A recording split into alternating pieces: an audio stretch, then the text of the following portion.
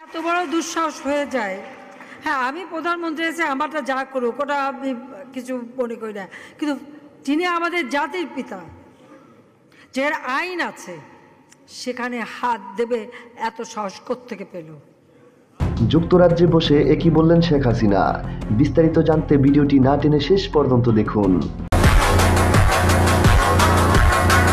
হাইকমিশনে বসে জাতির পিতা বঙ্গবন্ধুর ছবি নিয়ে অপমান করেছে, এত সাহস তারা পায় কোথা থেকে? এটাই বললেন শেখ হাসিনা। কমিশনে ঢুকে জাতির পিতার ছবি নিয়ে অপমান করেছে, এত সাহস কোথা থেকে পায় আমি জিজ্ঞাসা করি।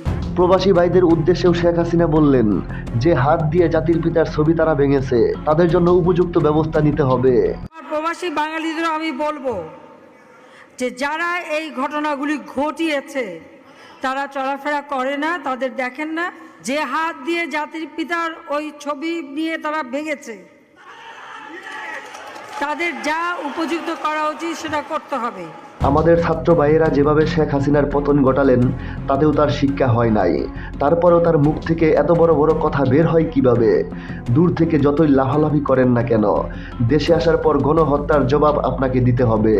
এই কমিশনে এখন কারা বসেছিল এবং তারা সেখানে কিছুই করতে পারলো না কেন, সেটাও বড় প্রশ্ন।